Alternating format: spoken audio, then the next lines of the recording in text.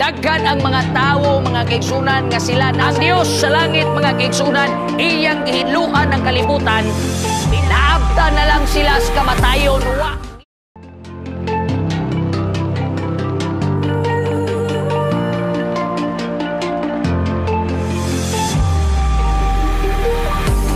Mayong gabi ka na tong tanan, mga kaigsunan. Welcome back sa ato ang series, The Core Breaker. Ni anata karon niabot sa ikaupat nga gabi.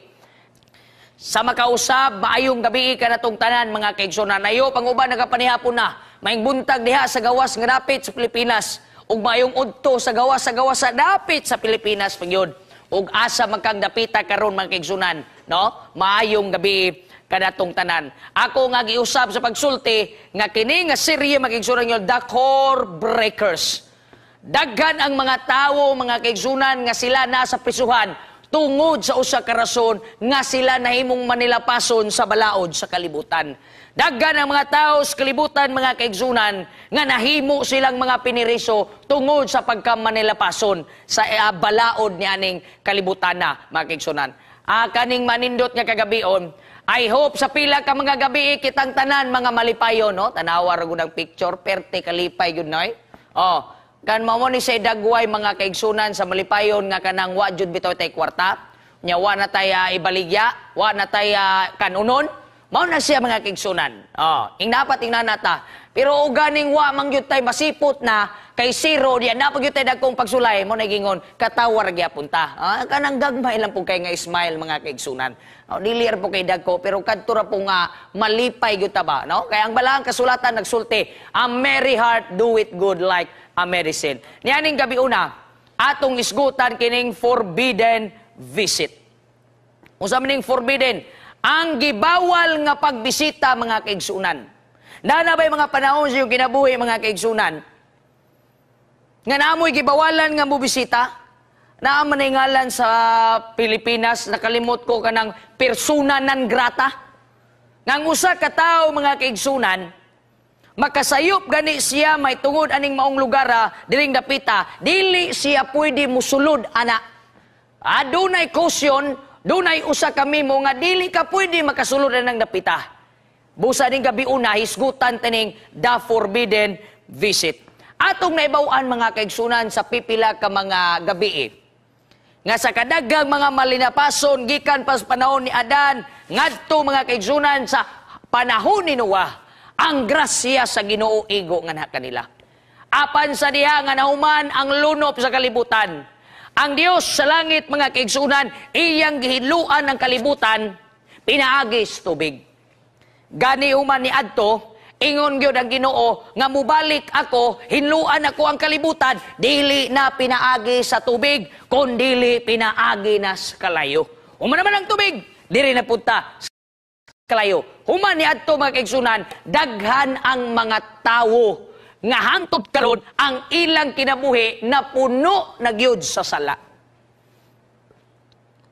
Human sa panahon ni Noah, mga kaigsunan, ang iyang mga apo o ang iyang makanakan, human ni adto, mga kaigsunan, na ay mga tao nga diin sama kanato bisan karong mga panahona.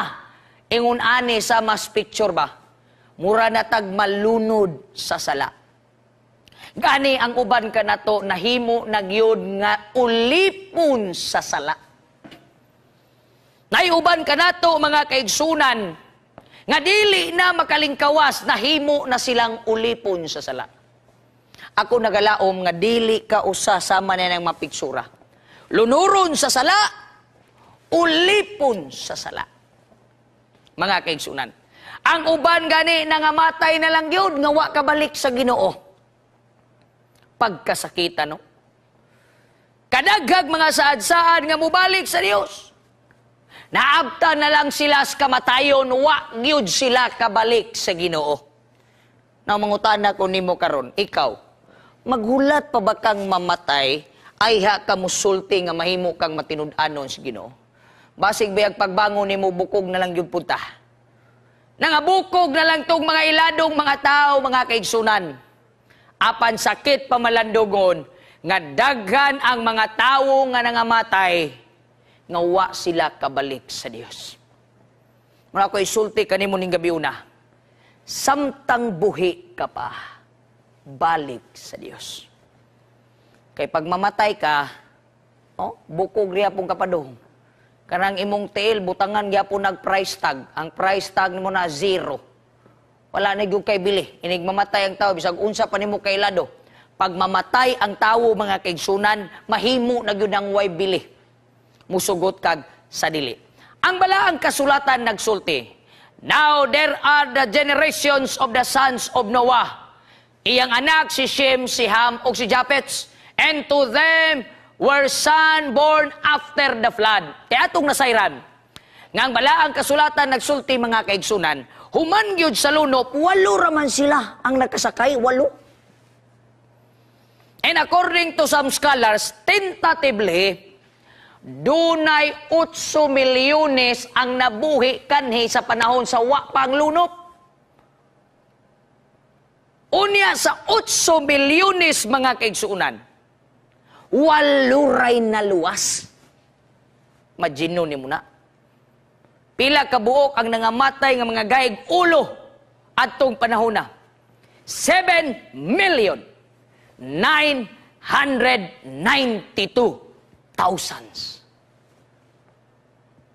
Pero ingon ng mga scholars, tentatively nga dunay 8 bilyones ka mga tao sa wa pa miabot ang lunop. Gikan sa panahon ni Adan, padulong kang Noah, 2,000 years. Imagino ni mo puna. Daghan kay mga tao. Apan sa nauman ang lunop, mga kaigsunan, ang balaang kasulatan nagsulti. Nga si Noah nanganak sa 3 usab ka mga kabataan, gipangalan si Shem, si Ham, and si Japheth. Misanay sila, mibalik og daghan ang mga tao. Og nalipay ta sa record, bisag di na to gisulat, mga kaigsunan, malipay ta sa record nga nag-ingon, kining mga tawhana nagsimba sa Ginoo. Kay buhi pa man si Lolo Noah. Nakabantay mo sa trendings kinabuhi ron. Pag ang ato ganing apuhan perting dasiga, naapo ko'y madunggan, dasig ta simbahan. Naako'y madunggan nga mga ginikanan musulti, Pastor, bata pa ni akong mga anak, gidala ko na nagsimbahan, pero dagko na, wa na. Nakuramutan ako, kinsa may sayo pa na ron. Ikaw nga ginikanan ron ang imong bata. Kung yung una na ang rason, nga musulti na lang tato na lang na silang pabayan, mag-unsa man na sila, inigbalik sa atong Ginoo. Pero malipay ta. Kaya ang Bible nagsulti, na po historian Nga sa diin, mga kaigsunan, sa diha nga panahon ni Noah, ang iyang mga kaapuhan, kay buhi pa man siya, nagsimba. Pero sa diyang namatay na siya, dito na po nagsugod, mga kaigsuunan, ang criminal, kinigipanganlag, crime. Doon na crime, kaya ang iyang mga apo, nagsimba nag mga Diyos-Diyos. Nagsimba na og mga dili tinuod nga Ginoo. Mangutan ako nimo karon, mga kaigsuunan. Ikaw nga gasimba sa Dios, how sure you are that you are worshiping a true and a living God? Are you sure? Sure yun ba ka nga kanang imong galagaran is the true God? Basig kadtong panahon nga ikaw na iapuhan nga perting na si Pragang Noah. Pagkawala, agoy wala na. Mao na initabo sa panahon sa mga anak ni Noah. Nagkadugay, mga kaigsunan, nagkadautan usab ang ilang mga una-una. Tanawa sa ingon sa balang kasulatan. Ingon sa balang kasulatan sa Salmo 19 verses 15 to 17 nga nagingon, the idols of the nations are silver and gold, made by human hands. They have mouths but cannot speak, eyes but cannot see. They have ears but cannot hear. For it's their breath in their mouths. Pero wa gyud ginhawa, mga kaigsunan. Sa panahon ni Noah, mga kaigsunan, sa mga kanakan, daghan ang ilang gipanghimo nga mga idols. Karon mangutana, unsa kay mga idols na to nga atong ginakuptan karon? And then did you not know, mga young people, nga ang idols nga atong ginikuan kani kana, kaila mo ana? Mga K-pop, Ha? Bago ra gani katong ni viral nga videos bata nga ni gasto siya og 2 million mga kaigsunan. Tungod sa iyang pagigugmas sa mga K-pop, mo ni problema ron sa mga batanon. Sultihan ta mo sa problema niyo mga batanon. Memorize ninyo tanang ngalan si K-pop, pero wag yun ninyo ma-memorize tanang Bible characters sa Bible. Pangutan-o na gani nimo nga Daniel, mangutan-o na kinsa man si Daniel. Wa na. Pangutan-o na gani nimo si John the Revelator, si John the Baptist, wala na. Naghimo bitaw mig program sa among church, Bible character, who am I? Naagyo sa kabatan-on nga pertig yung sayuna. Ang akong gipahimo mga kaigsunan, Mary Magdalene. O kabalo mo sa igiingon niya, kinsa man si Mary Magdalene? Na mauna ni ron. Pero kimong pangutan-on sa mga pangalan, Jewo, Jehi, Jehi, mga ihi, parang mga ihi diya. Tanang mga ihi, memorize. Unsay kanta ana nila, unsay hit song ana nila, memorize. Pero pagkanta sa tong himnal, maglibog ka og ang first stanza, Rock of Ages, pag-abot sa chorus, Tell me the story of Jesus. Mao ni ang kasagarang na imong idols ron. Usaya tong cellphone na mga dula diha. Mga batanon. Mga mama, mga Facebook, uguban pa, na mga dula diha sa cellphone. Usay na memorize na ito ng mga karakter sa itong ipangdula-dula diha. Pero pabasaho na tag Biblia, musulti rin ta di ta kasabot. Tanawang sa igingon sa balang kasulat, ang mga idols kanhi, mga silver sila og mga gold, nga gihimo lang sa tao. Kaya na sila gipanghimo man pud nagtao. Memorize pa nato na lang. Kanami nang nana, bitaw lang, upakan ka. Maupakan yung ka ng trabaho, Ano saya? Ano yung saya? Ito yung sa akin. Ano yung sayo? Memorize. Tanan nilang mga dance moves. Basta malingaw man po ka magtanaw. Ba nga, binimog ito na tanang dance move. Memorize. Pero kimong iparecite sa Bible, ang na-memorize, ang edad, 40 na, 30 na edad, 35, 25 ang edad, 18 ang edad. O ikaw na yung memory verse, God is love. Magino ni mo na. Pagkalisuda, idols, kumusulti tag idols, magkaigsunan, kananang ni-replace sa imong kinabuhi. Ni-replace sa imong kasing-kasing, imbis Ginoo ang naadiha, imbis si Kristo ang naadiha, wana.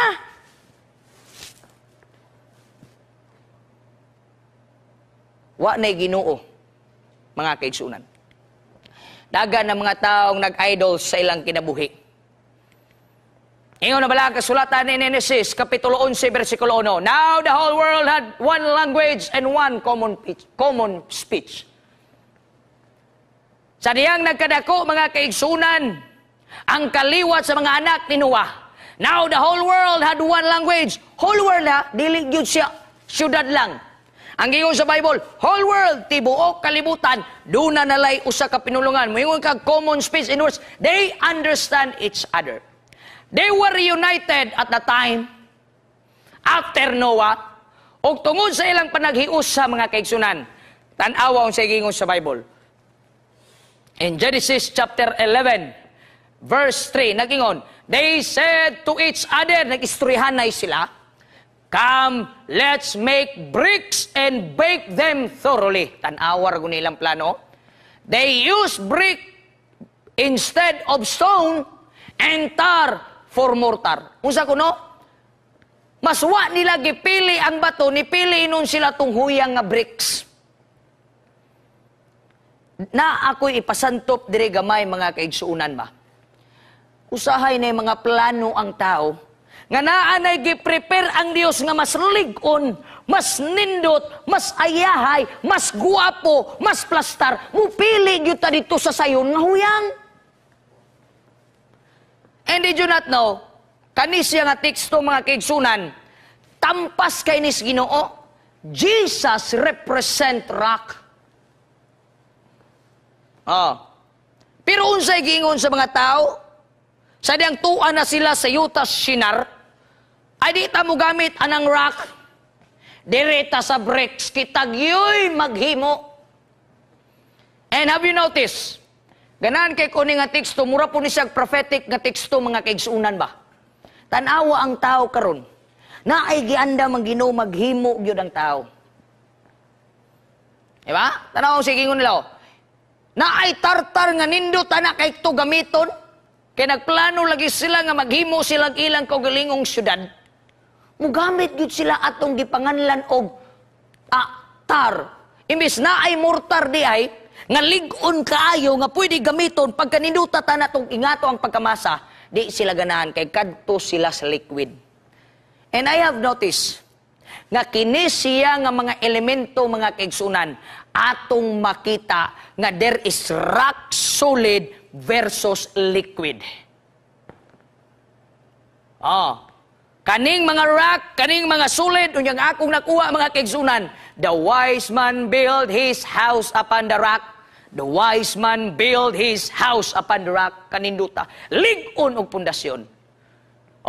Pero kadtong buang-buang, iyang gipili mga kaigsunan, ang dapit aning mga liquid. Humukon. Munang naay mga kaigsunan. Naay gusto mo adtog langit. Naay gusto mo uban sa Ginoo. Naay gusto mo basa og Biblia. Perting dasiga, pero gamay rang taksas kalibutan uban na. Uban na. Ay makasabot bitaw ang Ginoo. Lisod man po kaayo, good ayo pastoro, dili ko mo trabaho niya, dili ko mingnan, kadagag rason, di na ko mapakaon. Tanawa mag-igsunan, no? Sometimes, you follow God's way, but many times, you follow your own way. God's way has always an exit. Remember that. But man's way has no exit. Tanawa sa igingon sa Balang Kasulatan.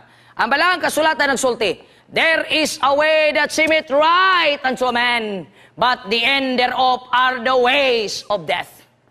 Kadaghan nimog plano, unsa may nitabo dito sunahan. Huyang, pildi, bungkag mga kaigsunan.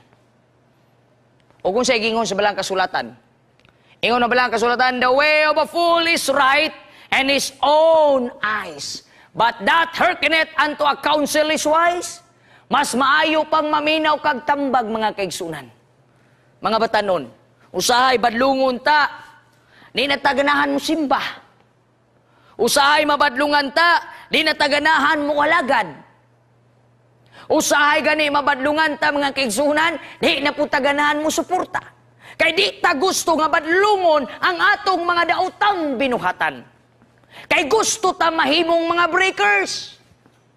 We keep breaking the core of the righteousness of God. Pero timan God's way has always an exit. Man's way has no exit. Magyunay timan mga kaigsunan. Magyunay timan tanawa ko dun sa initabo. Ang Balaang Kasulatan mga kaigsunan nagsulti.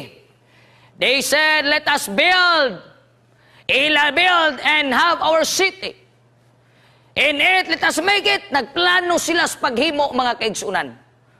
Nga aron dili sila magbungkag-bungkag ni aning kalibutan. Tanawa, dili, sala ba day nang ingunana, mga kaigsunan? Sala ba day ay magdamguta? Kaning teksto ha, sige, kita kuno'y balanse anak. Kaning ilang gingon nga maghimo tag syudad para di ta magbuwag-buwag, maghimo tag sa kadapit nga mailhan ang atong ngalan, maghimo tag sa kadapit nga kitagyo pinakailado. Numutan ko niyo sa may sayo pa ng tekstuha oy. Sala ba diay mangarap? Sala ba diay nga mo sa tawagan na mangandoy ka nga imong magunita ng bituon kana bang mga handong nga tag-as na kayo? Sala ba diay nga imong birahon ang mga buwan?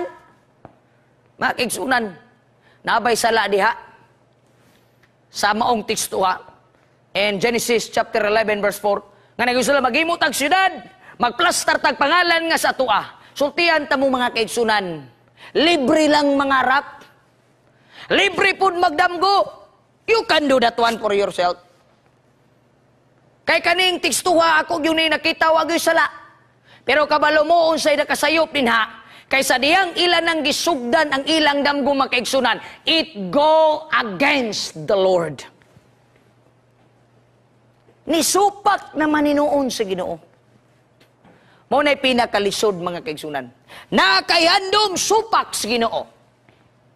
Na kay gusto supak sa Ginoo.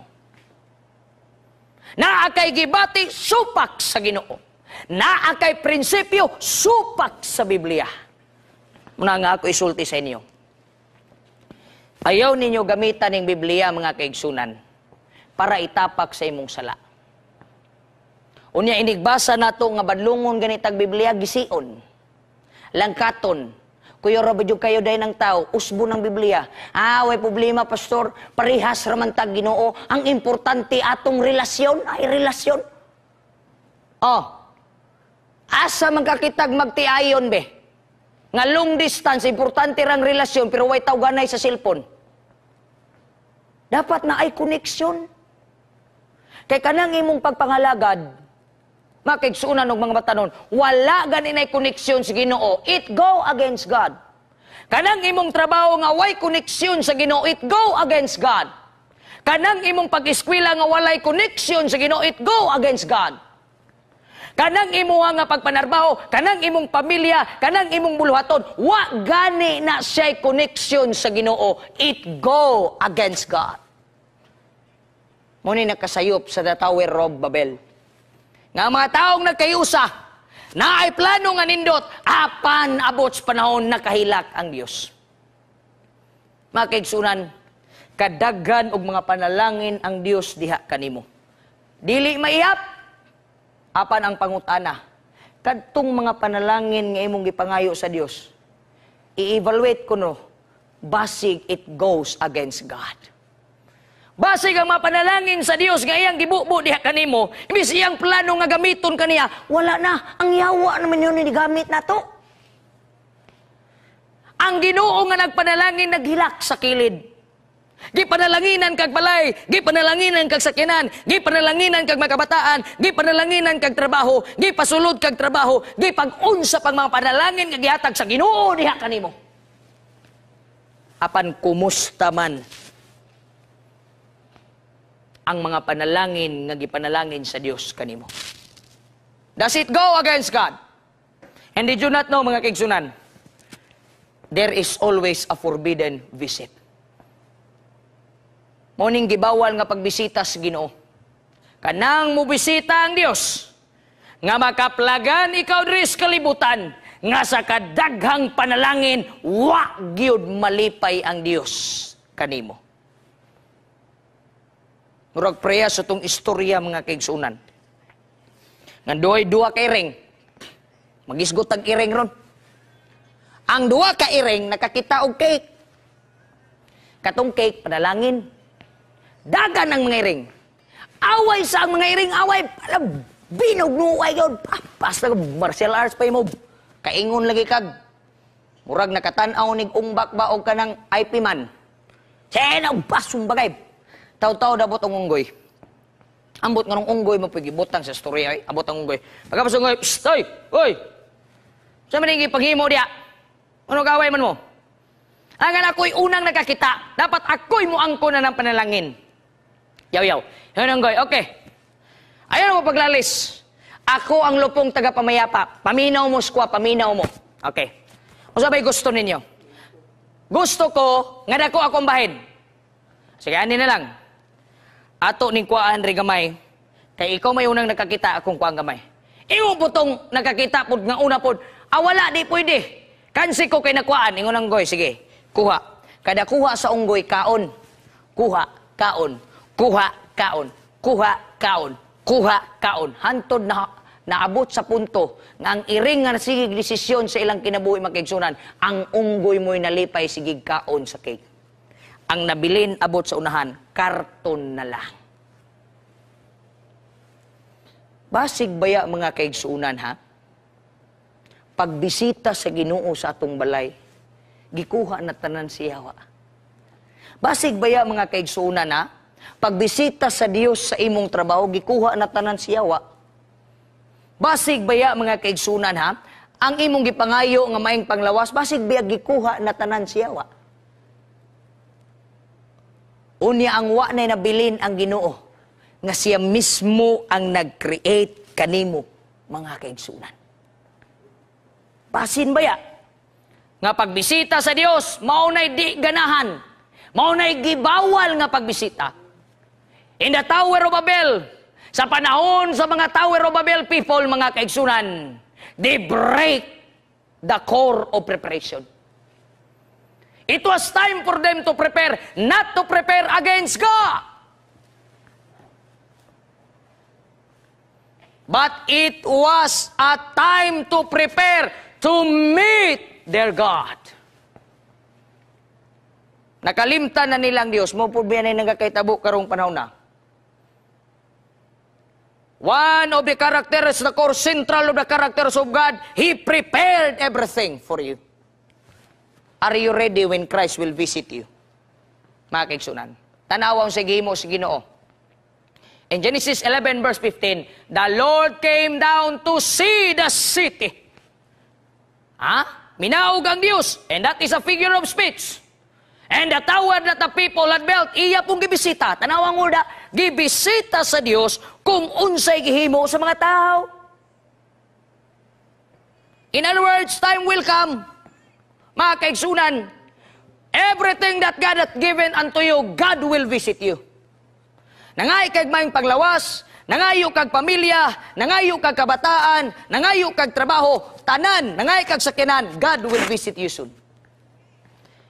In Genesis 11:5-6, the people are one, they all have one language. Nothing will be restrained from them which they have imagined to do. Unsa ilang giyon nahuna, ilan lang imoon. Soon, God will visit you. Basig bayag pagbisita sa Ginoo, mga kaigsunan, nagtinghaya-tinghaya pa kadiya. Payayahay, relax-relax, ang pagmangalagad, mga kaigsunan, o gusto mo simba, maure mo simba pod. O gusto mo basag Bible, maura pong panahon ang gusto mo basag Bible. O ganahan mo ampo, maura pong panahon ang ganahan mo ampo, basig baya. Nakanang imong kinabuhi karon nga gipangayon mo sa Ginoo, Ginoo, extend akong kinabuhi. Pero basig sa pagbisita sa Dios ba? Ingunan ang makaplagan, nagpakaaruhay kaning kalibutan. Mga kaigsunan. The Tower of Babel is already a reminder for us. Don't break the time of preparation. You need to prepare today because tomorrow Jesus might come.